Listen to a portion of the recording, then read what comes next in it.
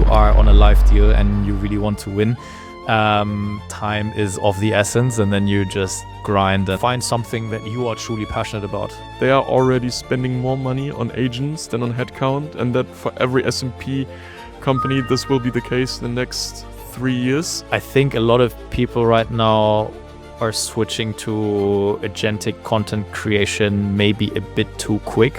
As a VC, you sometimes struggle with what is my actual hard skill. Do you think that venture capitalists actually have fully unlocked the equation on how to price such rapid scaling companies, or is the industry still kind of challenged by fully accurately judging the terminal value of hyper-efficient AI application layer startups?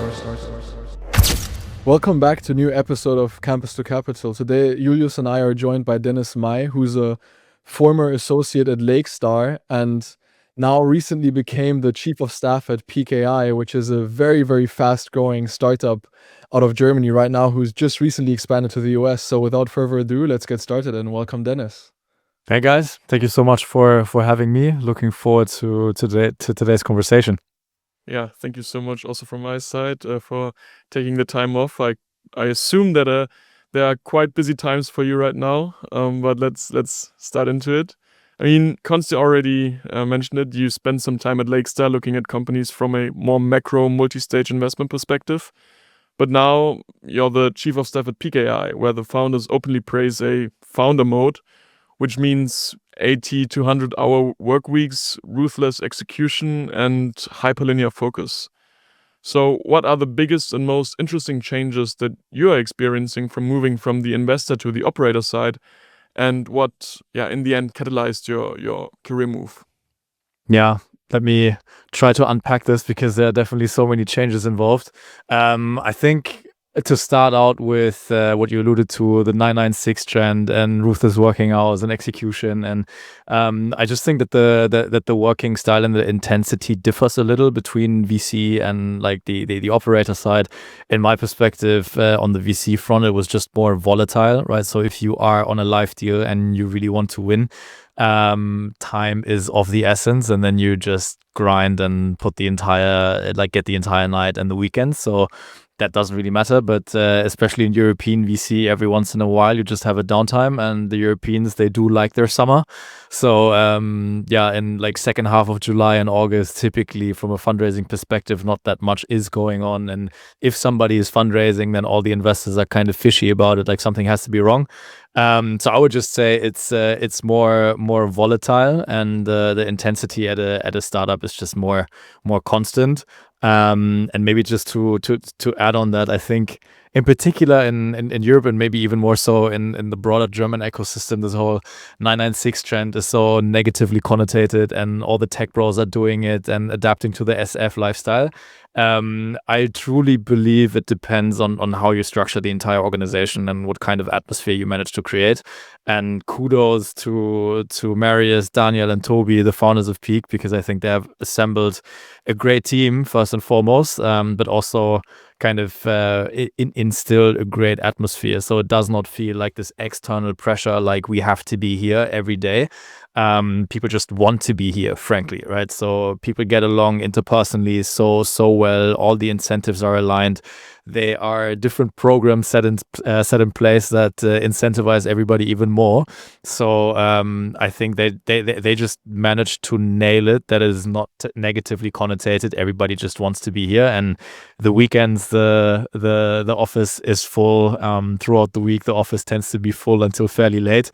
And they did it in the best ways. Cool.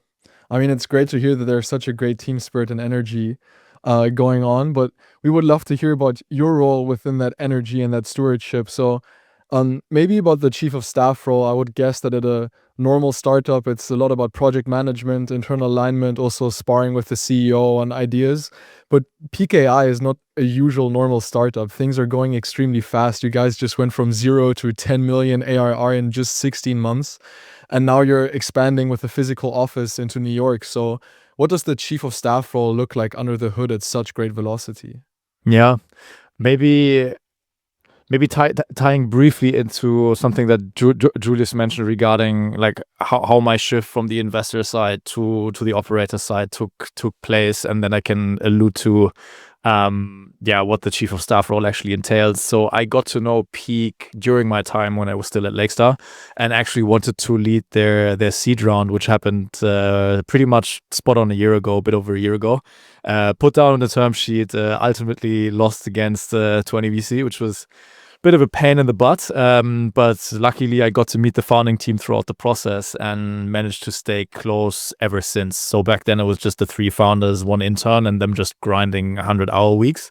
And then towards the end of last year, I got to participate in their Series A and put together an SPV. So I always managed to stay fairly close to them. And then end of last year, it was obvious to me that at least my chapter within Lakestar is probably coming to an end, and like naturally I also question whether the world of investing remains to be the main thing for me, or whether there is kind of a natural transition back to the operator side. And beginning of the year, or actually just a couple of months back, Marius knew that my head is somewhere else right now, and he approached me and was like, how are the processes going? What does your next chapter hold? And could you imagine going back? And then he has been really transparent around kind of work intensity, expectation management, like what he is hiring for. And maybe now to the actual question from you, Konstantin, like what does chief of staff at Peec entail? To be fair, I'm still figuring this one out myself, because I think the danger with this role is also that every company defines it differently, and it's not that any task is beneath me. And I also think this is kind of the wrong place for you then. But if it's just maybe a glorified EA role, I don't know if this would put like my skill set to work best. And so we've at the beginning at least kind of agreed on 2 broader subsets, and one is on the fundraising side, and prepping also for the Series B that inevitably at some point is going to come. And this is something where I feel fairly confident, because I have seen it from the other side, and you kind of know already what are going to be the questions that all the investors going to ask, and what are the metrics that we need to improve? Where are we hitting it out of the park already? How can we like build a narrative that works for the investors that we want to attract, and first, like most importantly, also works for us, right? So it's not about artificially engineering a storyline so that the investors get excited, but it is about elaborating how we came to that conclusion. So fundraising is kind of the first bucket, and the second bucket is now everything that touches upon US expansion, and this is loosely defined, right? So we are in the process of hiring an incredible team there. The idea is to really ramp the US team until end of year, probably to 20-30 people, and this will be a catch-all, I think. So what does it mean at Peec, at least when it comes to high velocity growth, chief of staff? Luckily, Marius is 100% transparent with me, and has kind of confidence and trust. So from day one, he involved me in every single thing that was going on in the organization. So meeting all the different team leads, being involved in every single discussion, even if it involves engineering, where I cannot really add that much value. But you get to understand the metabolism of the firm really quickly. And then it's about a constant reprioritization of, is the main tasks that you deemed relevant yesterday still the one that you're going to work on today? And I think, maybe at the risk of shooting myself in the foot here, as a VC, you sometimes struggle with what is my actual hard skill, because you don't really know. But one thing that you do know is like juggling a lot of balls constantly and just reprioritizing without dropping any of them. So this is it. And for now, it's going to be the 2 main buckets, but there will be so much more on a daily basis. Cool. I mean, we'll definitely keep our eyes and ears out for that Series B, which is, given your current rate of progression, is going to be a great success, I'm sure.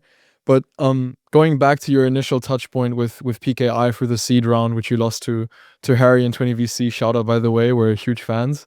So your initial touch points, maybe when it became clear to you that you wanted to leave the investor side of things, what was the thing that made it evident that when you wanted to leave the investor side that you had to go to Peec AI? What made you say that this is not just an AI hype company, but something that's generation defining that you have to join? I mean, to be fair, I'm gonna be entirely honest. Like when I met the team a year ago, it wasn't evident to me that I would eventually end up where I did end up now. It was more like Marius, Daniel, Toby were just amazing in their intensity, in their energy, and frankly the velocity with which they built this company, which is also why we got so excited in the first place. And then over the course of the last year, like just getting to know them better, I ended up in the space. Okay, if I truly move from the investing side to the operator side, what are different companies that kind of spark passion in me? And just for me, really personally, this always entails the people I get to work with.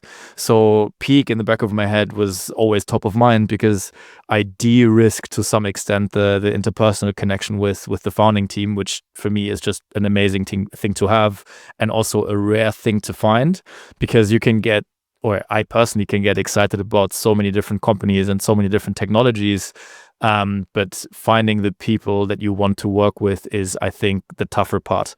And then over the course of the past couple of months, when Marius and I started talking, it's mostly was a gut feeling decision. Like I had plenty of conversations that would still let me, or like would have let me stay in the investing realm.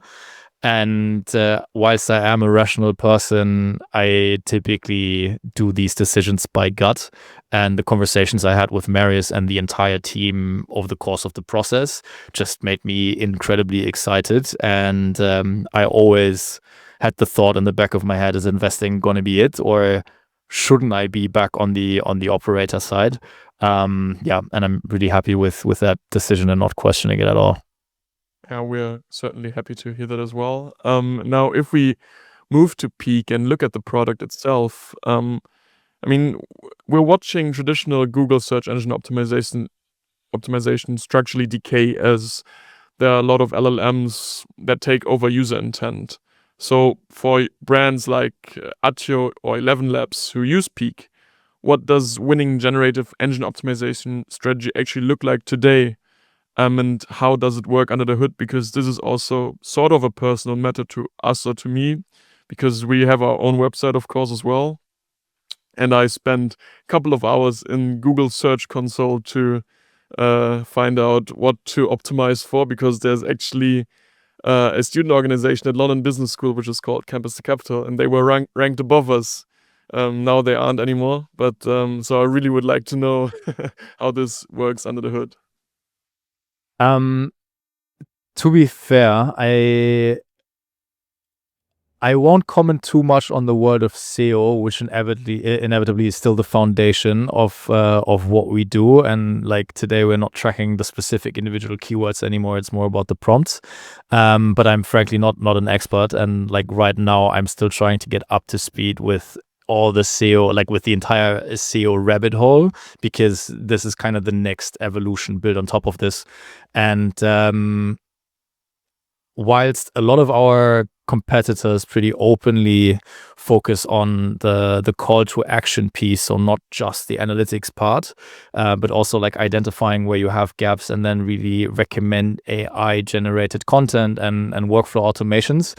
This is something, at least for now, where we are a bit hesitant. Like we do give a lot of actions and show you kind of the gaps when it comes to how do your competitors rank, but we don't want to touch upon the AI generated content, because as of now, it's at least clear that it does not rank so well when you compare it to human generated content.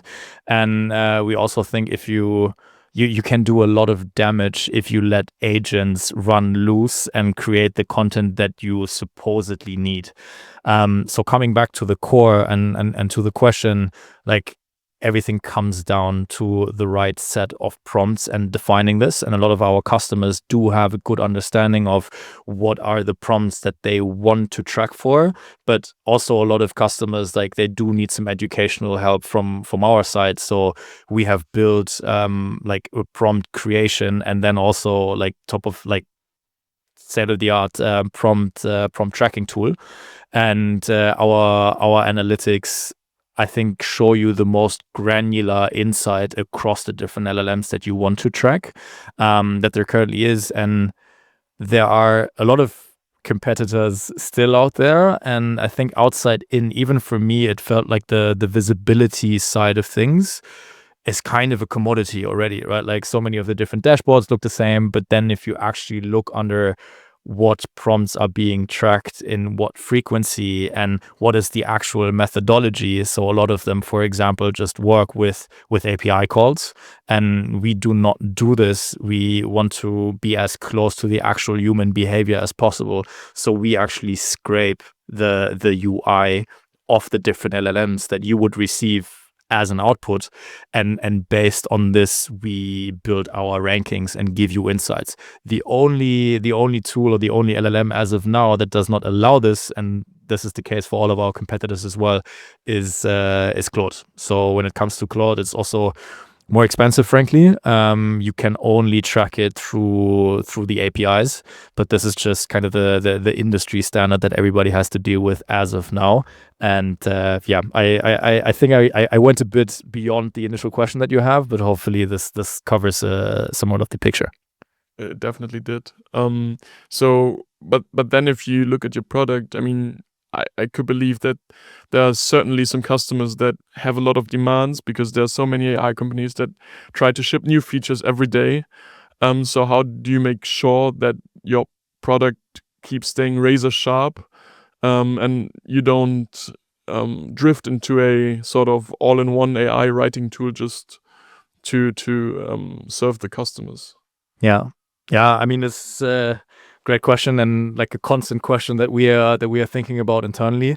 I think for a while, I mean, Peec is only 16 months old, but especially throughout 2025, the positioning of Peec has more been in the mid-market segment, right? So like thinking about marketing agencies that can also act as a great distribution channel, but then more of the SMBs and kind of the long tail of self-serve customers, whilst the other competitors were more going towards enterprise, and we do want to have a big ACVs. And we have always pushed back on this idea, because if you look at how SEO evolved over the past couple of years and even decades by now, it was truly about winning the mid-market. And if you look at all the competitors out there, a lot of them, frankly, by now are just gone or are kind of irrelevant. And within this mid-market segment, Peec is dominating, and not just in Europe. Like a good chunk of our revenue is already generated in the US and beyond Europe and the US in general. So I think our positioning when it comes to the market segment is something where we differ, and where we still believe that this is where a dominant player will be built. Cool. So, but speaking about the dominance of Peec, I mean, your founder, Marius, he noticed that there are roughly 15 Y Combinator-backed startups that were trying to build the exact same AI search tracking engine, and yet none of them were able to even come close to the velocity and speed of scaling like you guys are. So, from an operational standpoint, you said that there's a good position for you to be in, but what did you guys do differently than all the other players in this space that allowed your being a small team from Berlin initially to completely outpace competitors from the Valley? Honestly, sheer horsepower. This was also, again, something that got me really excited when I met the team 3-4 months into their building journey, and it was the 3 founders and an intern. Like, the entire team just grinded immensely, 7 days a week. They had sales calls from 8 a.m. in the morning to like 12 a.m. in the morning again. So like just covering Israel, for example, on the Sunday, because they were open, and all the inbound demand that was generated there, they just took care of this on a Sunday. And really, like, even the intern, who then switched to becoming full-time sales member to an AE, like just grinded inbound calls on a daily basis. And Marius, Daniel, and Toby just feels like they have an infinite battery pack, right? So they were aware that this land grab moment is happening, and there was only one competitor from the US that has started out a couple of months earlier, and ever since it was okay, like we need to close this gap again. And even like the product at the time was complex, yes, but not rocket science. By now, like we have built so much more on top of this, so they truly had to just outpace and outwork everyone, and they did an amazing job up until now, and they're still doing so, and the entire team is behind it. That's sick strategy. It's cool. Yeah, I agree. Maybe one question you probably hear a lot, and it might also suck a bit to answer this. But there is a running cynical narrative in tech that the AI application layer is very thin, and that a lot of companies are very vulnerable to being wiped out by the momentum of OpenAI or Claude releasing a feature. I mean, I read a recent interview by Lovable's head of growth that they're like seriously worried about getting or being obsolete because of Claude just deploying another feature. So having deep dived into Peec's architecture and customer stickiness, why is that thesis wrong for you, and what constitutes a true defensible mode for an AI first B2B SaaS startup today? Yeah. I think maybe the last part first, or just a comment on a true defensible mode. Like answering this question is becoming trickier and trickier. And when I was still on the investing side, this was something that was also frightening at some point. We were like, okay, I struggle to detect an area where there is still significant defensibility and where you can build significant outcomes in a short period of time. But maybe more specifically towards Peec, I think about it in two axes essentially. Like one is when you compare the SEO world to the geo world or AEO world, however you want to call it, I think inherently there's one difference, and this is like Google is the de facto monopoly when it comes to online, or when it came to online search and hence traditional SEO.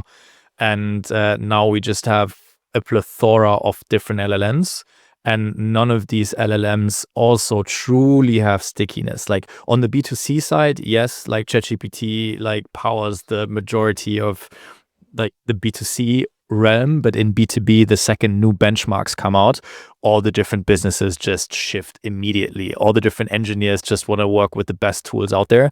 So I do think that you just see there will be several dominant players globally. So them internalizing AI visibility only gets you so far, because you typically want to know it across different tools. This is one. And then the second one, even if this were to happen, if you think about just the business model of a Google, and by now arguably also the business model more and more of an OpenAI when it comes to placing ads and making money through ads, they don't really care so much about the organic search part, right? So they do want to sell money through ads. They don't necessarily want to give you the best insight into how you can generate more organic search to your platform, because this kind of cannibalizes their advertised placements. And I think this combination, plus the velocity with which Peec is evolving, and the fact that up until now we have grown 100% through inbound. Like we haven't even properly started with the outbound motion, which just goes to show how much demand there is. Gives me great confidence that we are on a good track. I mean, if I was a VC, I would have been sold by now.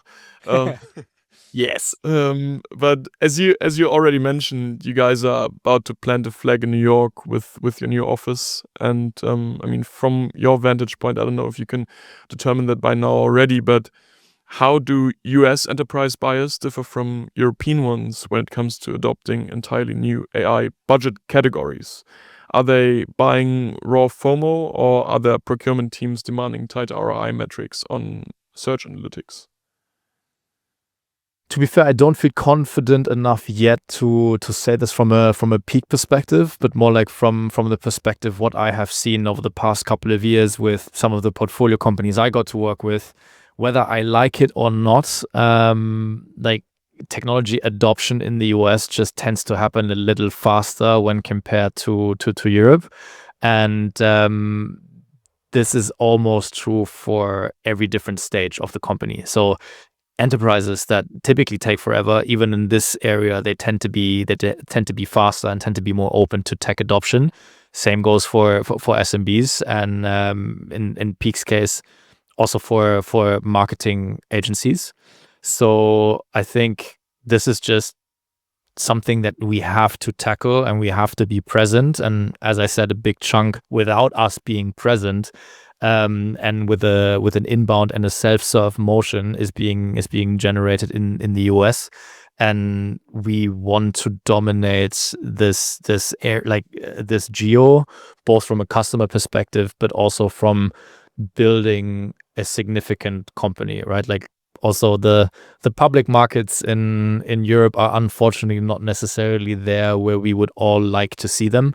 So if you want to, or if you have the ambition levels that we clearly do, there's just no way around the US in our opinion.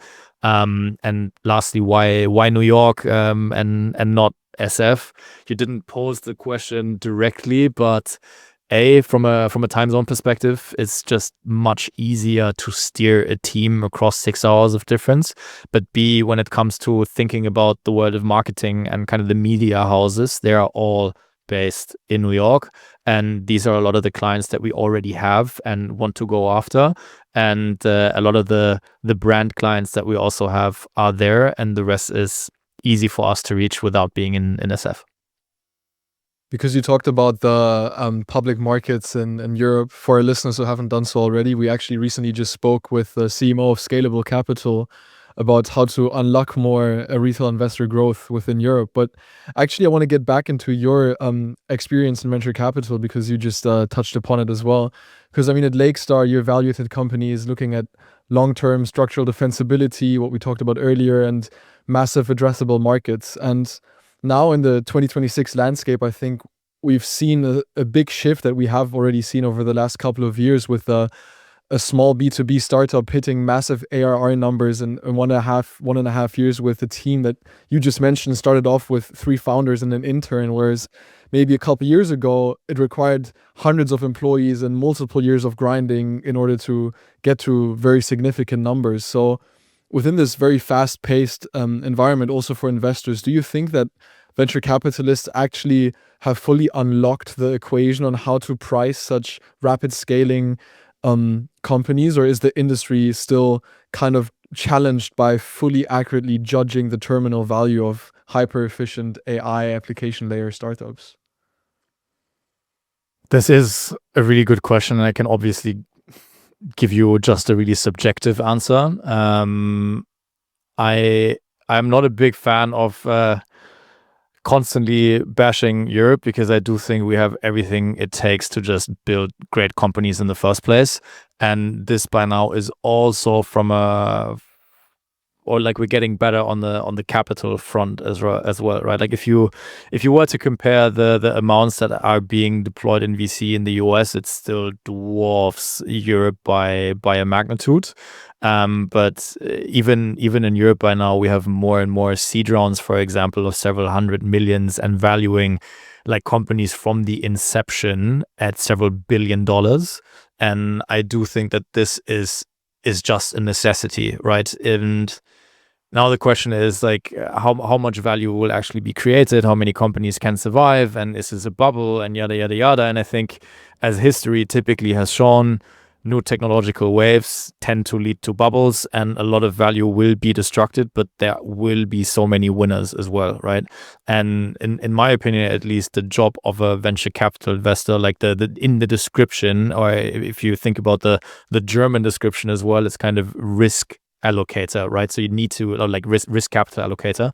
And if you're not willing to make a mental shift and go away from the typical growth investing of looking into the financial model and having your top quartile benchmarks in mind when it comes to the SaaS metrics that you want to check, and you confidently want to underwrite a 5x, and that you look into the public market comps, and can this company in 5 years grow to this EBITDA margin, and this is then my multiple on it.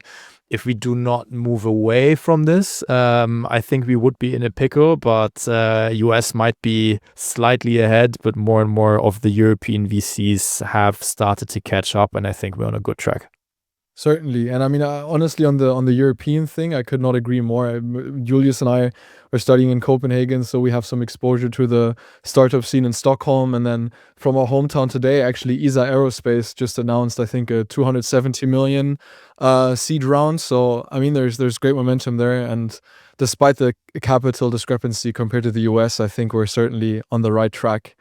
Sure. Yeah, but now being an investor turned operator, is there maybe any advice that you used to give to startups when you were in the Lakestar investor seat, and now being on the startup side again, that you realize that that's maybe something that's completely useless or impractical?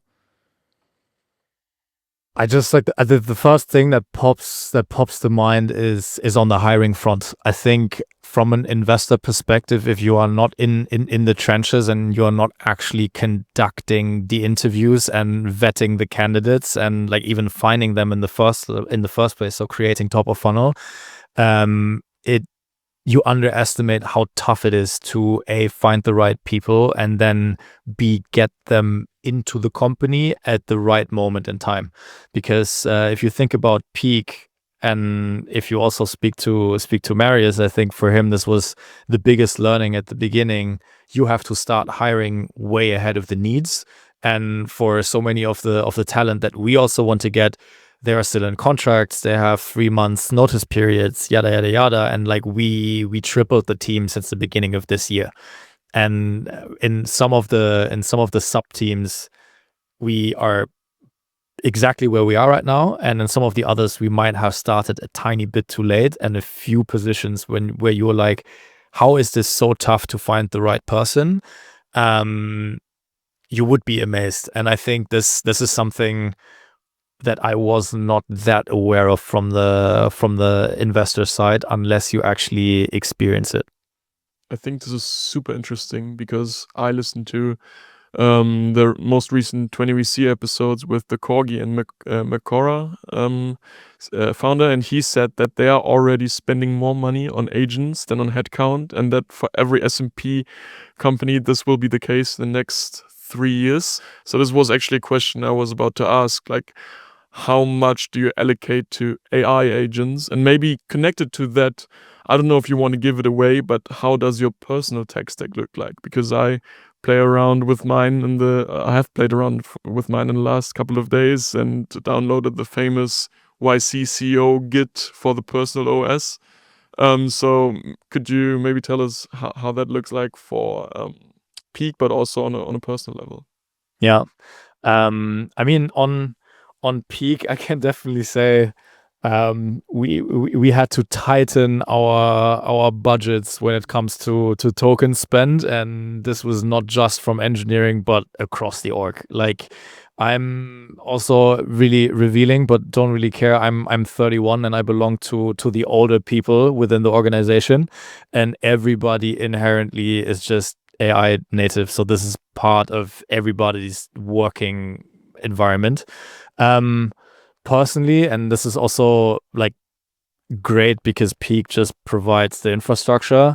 Like, I over the past couple of months have just played around a ton with Claude first and foremost. I tested OpenClaw in the past and then eventually moved to Claude Code, and having this connected to the entirety of the organization. So every single product and tool that we're using is connected, just allows you to build so many great agents and efficiency gains.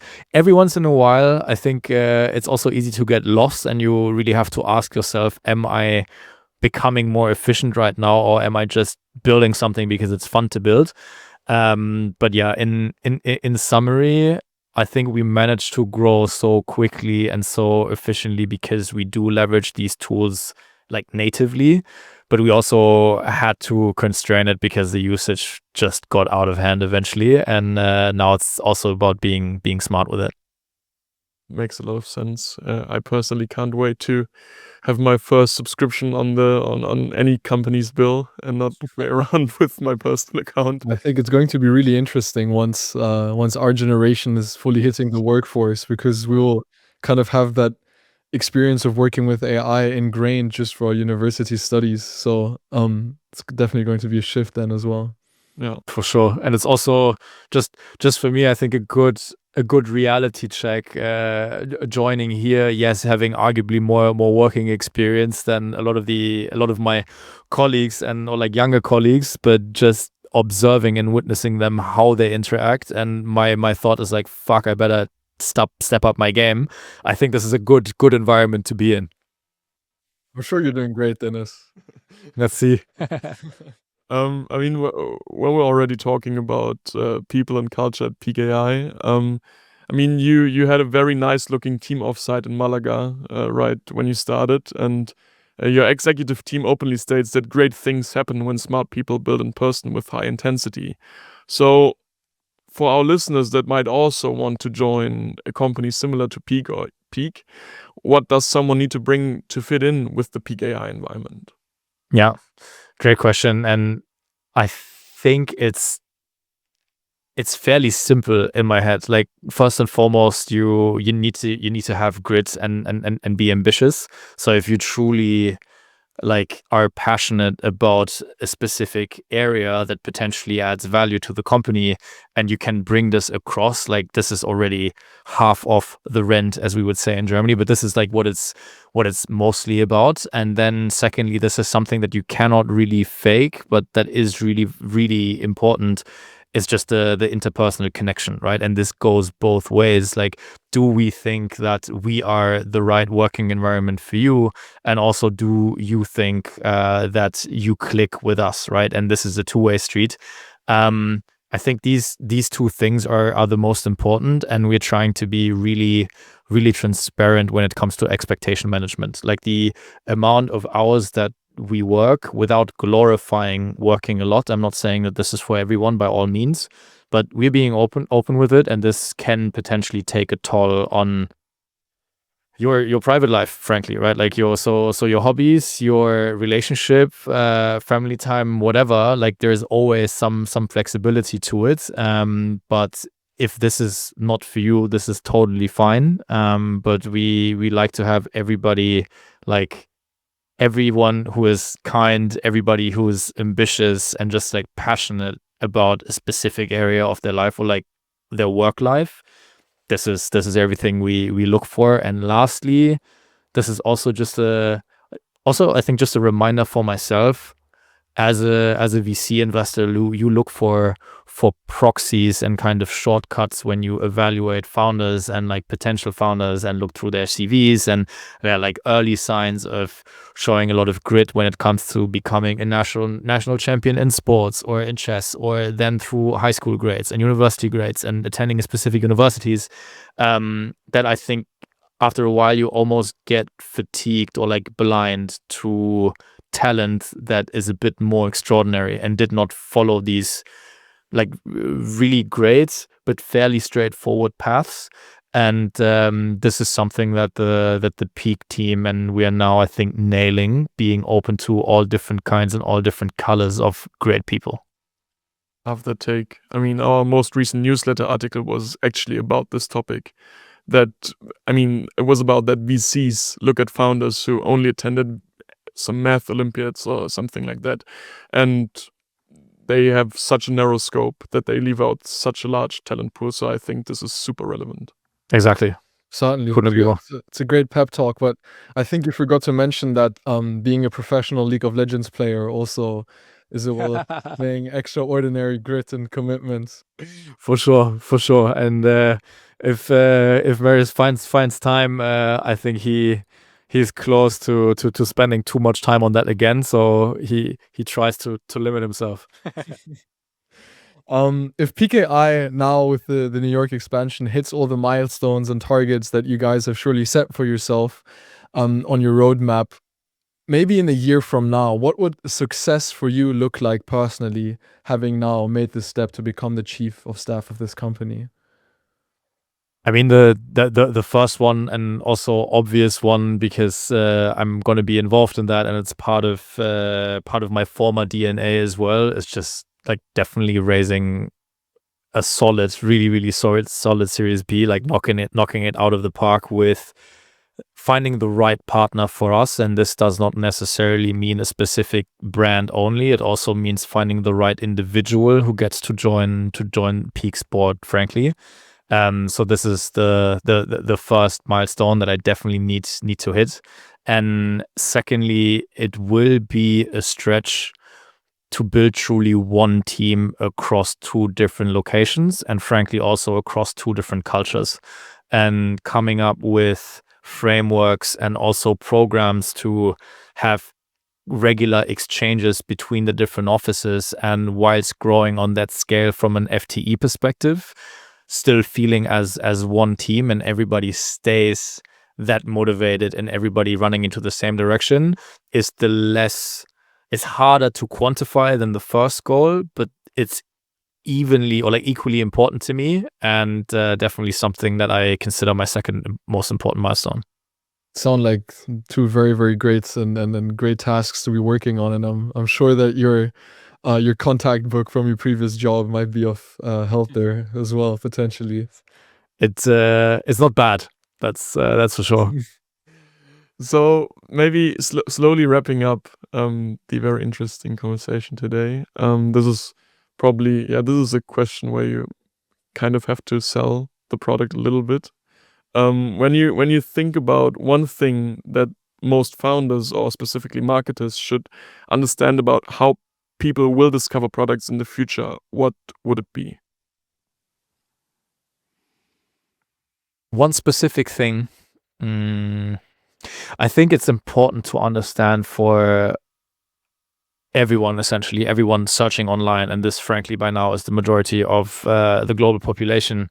Generative engine optimization doesn't necessarily cannibalize search engine, right? Like, so the search behavior is changing, but it's not like we are only using LLMs to search right now. The majority of people use it in parallel.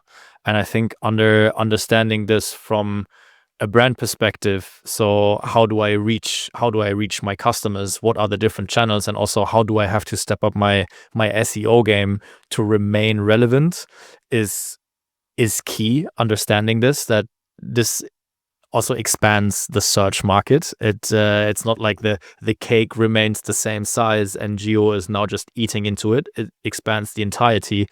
And then secondly, what I said fairly at the beginning, I think a lot of people right now are switching to agentic content creation maybe a bit too quick, before understanding that this can also have a negative impact on your brand perception and also how visible you are. So truly nailing the analytics side, and then also understanding the gaps and what you can do, but doing this semi-automated, I think gets you much further in the foreseeable future. Nice, great. And as a final wrap up, I mean, it's safe to say that there's currently an unprecedented interest from young people to move into entrepreneurship and into becoming a founder.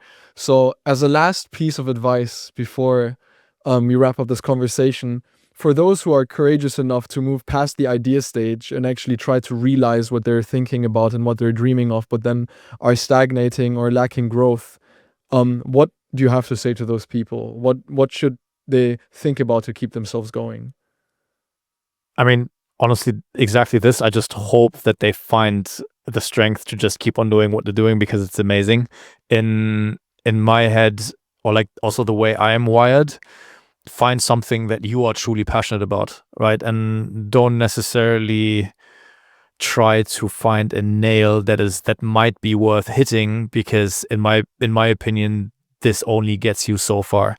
The chances that you will fail in the beginning and maybe even mid to long term are fairly high. So if you do not love what you're doing, you will just end up feeling miserable. And I also think you can become good at something if you just put your head into it, but you will excel and outperform all other people if you are the one person that just wants to solve a specific problem inherently, right? Because you are passionate about it. So I think this is the first recommendation that I have, and the second recommendation is tough to do, but find the right people to work on this problem with, because they will become kind of your new family. And I've also kind of made the experience myself in the past that you believe this is the ideal person to build something with, and then in the end it turns out that your perception of a specific situation, they are just different and you are not compatible. So spend some time on truly figuring out who are the people that you want to spend this chapter of your life with, and they are going to become the people you're going to see the most.